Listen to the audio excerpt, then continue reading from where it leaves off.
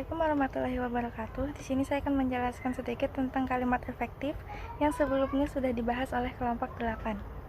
Kalimat efektif adalah kalimat yang disusun berdasarkan kaidah-kaidah yang berlaku, seperti unsur-unsur penting yang harus dimiliki setiap kalimat, yaitu subjek dan predikat, memperhatikan ejaan yang disempurnakan, serta cara memilih kata atau diksi yang tepat dalam kalimat. Kalimat yang memenuhi kaidah-kaidah tersebut jelas akan mudah dipahami oleh pembaca atau pendengar. Struktur kalimat efektif. Struktur kalimat efektif haruslah benar. Kalimat itu harus memiliki kesatuan bentuk, sebab kesatuan bentuk itulah yang menjadikan adanya kesatuan arti. Kalimat yang strukturnya benar tentu memiliki kesatuan bentuk sekaligus kesatuan arti. Sebaliknya, kalimat yang strukturnya rusak atau kacau tidak menggambarkan kesatuan apa-apa dan merupakan suatu pernyataan yang salah. Jadi, kalimat efektif selalu memiliki struktur atau bentuk yang jelas. Setiap unsur yang terdapat di dalamnya, yang pada umumnya terdiri dari kata, harus menempati posisi yang jelas dalam hubungan satu sama lain. Ciri-ciri kalimat efektif. Yang pertama ada kepaduan. Kepaduan ialah kepaduan pernyataan dalam kalimat sehingga informasi yang disampaikan tidak terpecah-pecah. Kalimat yang padu tidak bertele-tele dan tidak mencerminkan cara berpikir yang tidak sistematis. Contohnya, saran yang dikemukakannya kami akan pertimbangkan. Itu adalah kalimat yang salah, dan kalimat yang benar adalah saran yang dikemukakannya akan kami pertimbangkan. Lalu yang kedua ada ketegasan. Ketegasan atau penekanan ialah suatu perlakuan penonjolan pada ide pokok kalimat. Kalimat yang ditonjolkan itu berada di awal kalimat. Contoh, Presiden mengharapkan agar rakyat membangun bangsa dan negara ini dengan kemampuan yang ada pada dirinya. Penekanannya adalah harapan Presiden. Yang ketiga ada kesepadanan, yaitu keseimbangan antara gagasan atau pemikiran dengan struktur bahasa yang dipakai dalam kalimat. Kesepadanan dalam kalimat ini diperlihatkan dengan adanya kesatuan gagasan dan kesatuan pikiran.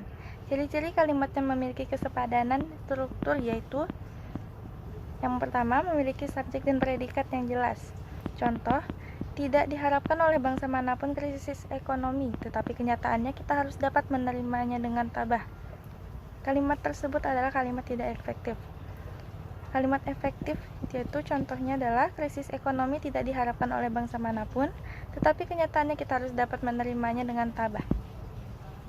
Oke, selanjutnya ada kehematan.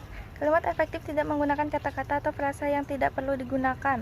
Untuk menghindari pemborosan kata di dalam kalimat, hal yang harus diperhatikan adalah menghindari unsur yang sama pada kalimat majemuk. Contohnya, saya tidak suka buah apel dan saya tidak suka buah doren. Itu adalah kalimat yang tidak hemat. Sedangkan kalimat hematnya adalah saya tidak suka buah apel dan doren. Lalu, menghindari kesinoniman dalam kalimat. Contohnya, saya hanya memiliki 3 buah buku saja. Tidak hemat. Saya hanya memiliki 3 buah buku. Kalimat benarnya. Lalu, menghindari penjamakan kata pada kata jamak.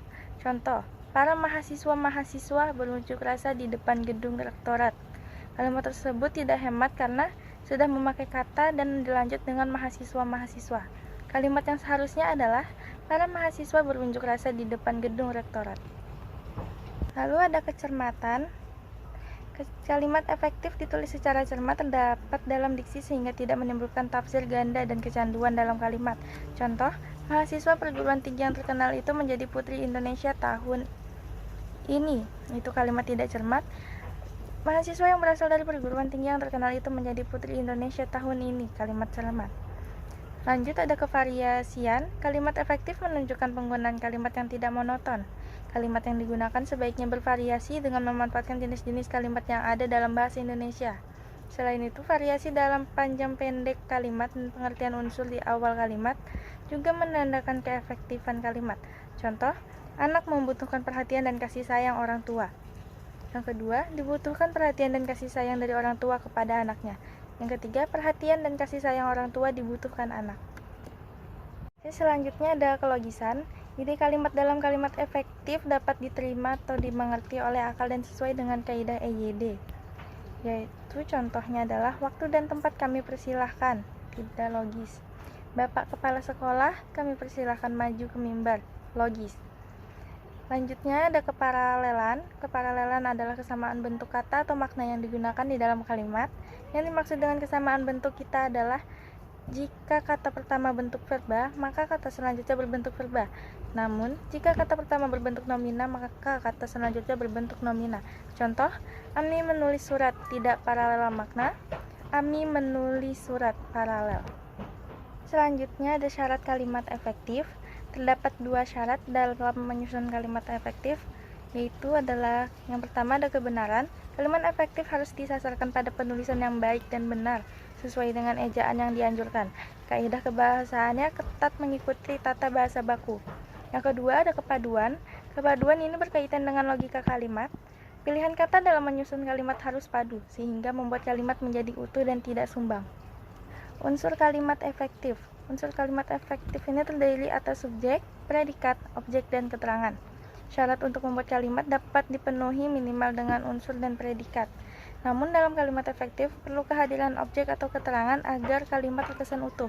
Berikut penjabaran singkat unsur kalimat efektif. Pertama, subjek, yaitu bagian dari kalimat yang menunjukkan pelaku yang berupa orang, tempat, atau benda.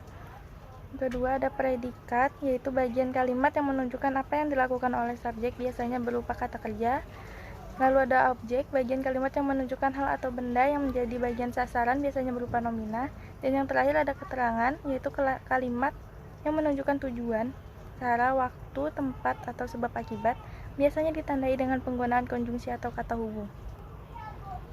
Sekian dari saya, kurang lebihnya mohon maaf. Wassalamualaikum warahmatullahi wabarakatuh.